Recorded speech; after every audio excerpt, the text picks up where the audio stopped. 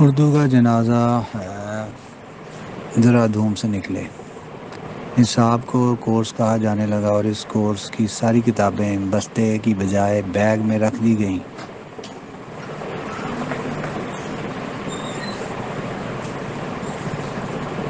ریاضی کو میتھ کہا جانے لگا۔ اسلامیات اسلامک اسٹڈی بن گئی۔ انگریزی کی کتاب انگلش کی بک بن گئی۔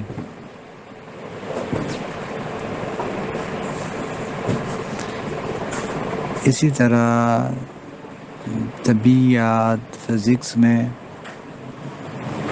معاشیات اکنامکس میں، سماجی علوم سوشل سائنس میں تبدیل ہو گئے۔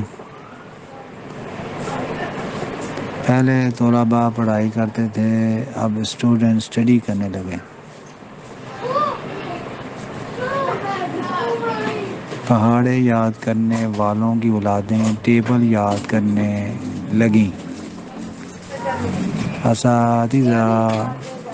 اساتذہ کے لیے میز اور کرسیاں لگانے والے ٹیچرز کے لیے ٹیبل اور چیئرز لگانے لگے۔ داخلوں کی بجائے ایڈمیشنز ہونے لگے۔ اول دوم اور سوم آنے والے طلباء فرسٹ سیکنڈ اور تھرڈ آنے والے اسٹوڈنٹ بن گئے۔ پہلے اچھی کارکردگی پر انعامات ملا کرتے تھے، پھر پرائز ملنے لگے۔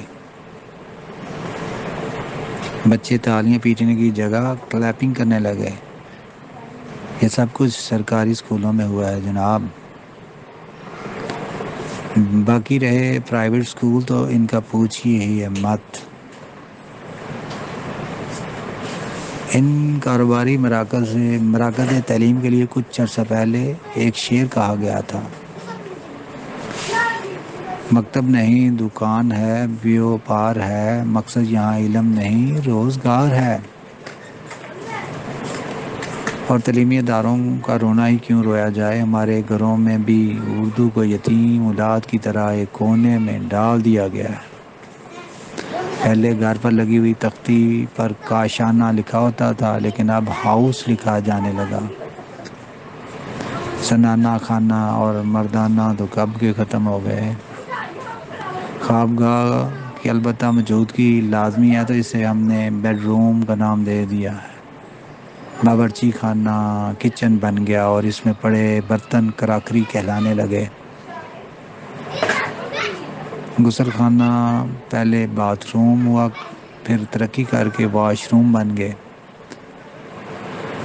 مہمان خانہ یا بیٹھک کو اب ڈرائنگ روم کہتے ہیں، ہوئے فخر محسوس کیا جاتا ہے۔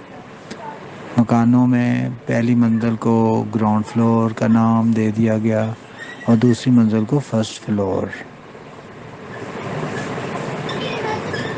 دروازے اب ڈور کہلایا جانے لگے۔ پہلے مہمانوں کی آمد پر گھنٹی بجتی تھی، اب ڈور بیل بجنے لگی۔ کمرے کب کے روم بن گئے، کپڑے الماری کی بجائے کبورڈ میں رکھے جانے لگے۔ ابو جی، ابا جان جیسا پیارا اور ادب سے بھرپور لفظ دقیانوسی لگنے لگا اور ہر طرف ڈیڈی ڈیڈ، پاپا پپا، پاپے کی گردان لگ گئی۔ حالانکہ پہلے تو پاپے رس صرف کھانے کے لیے ہوا کرتے تھے، اب بھی کھائے ہی جاتے ہیں۔ اسی طرح شہد کی طرح میٹھا لفظ امی یا امی جان اب تو ممی اور موم میں تبدیل ہو گیا۔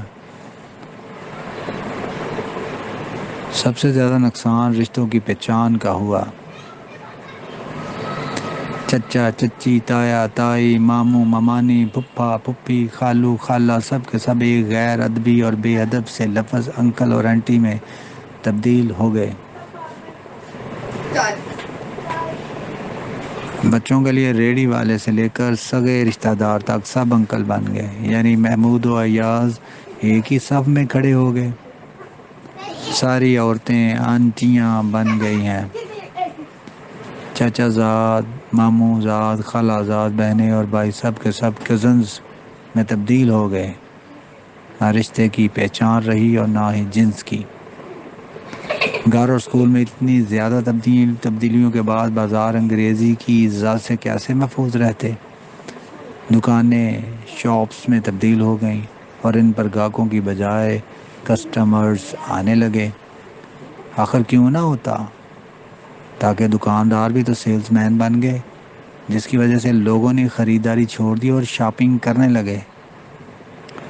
سڑکیں روڈز بن گئیں، کپڑے کا بازار کلاتھ مارکیٹ بن گئی، یعنی کس ڈب سے مذکر کو مؤنث بنا دیا گیا۔ کریانے کی دکان نے جنرل اسٹور کا روپ دھار لیا، نائی نے باربر بن کر حمام بند کر دیا اور ایئر کٹنگ سلون کھول دیا۔ ایسے ماحول میں دفاتر بھلا کہاں بچتے؟ پہلے ہمارا دفتر ہوتا تھا جہاں مہینے کے مہینے تنخواہ ملا کرتی تھی، وہ اب آفس بن گیا ہے اور منتھلی سیلری ملنے لگی، اور جو کبھی صاحب تھے وہ باس بن گئے، بابو بن گئے کلرک، اور چپڑاسی بن گئے پی این۔ پہلے دفتر کے نظام الاوقات لکھے ہوتے تھے، اب آفس ٹائمنگ کا بورڈ لگ گیا۔ سود جیسے کبھی فیل کو انٹرسٹ کہا جانے لگا، طوائفیں تو کب کی آرٹسٹ بن گئیں،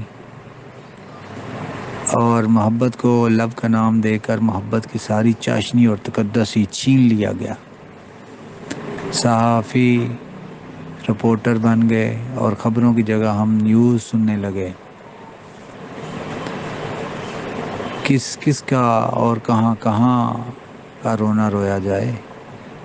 اردو زبان کے زوال کی صرف حکومت ہی ذمہ دار نہیں، عام آدمی تک نے اس میں حتی المقدور حصہ لیا ہے، اور دکھ تو اس بات کا ہے کہ ہم اس بات کا احساس تک نہیں کہ ہم نے اپنی خوبصورت زبان اردو کا حلیہ مغرب سے مرعوب ہو کر کیسے بگاڑ لیا ہے۔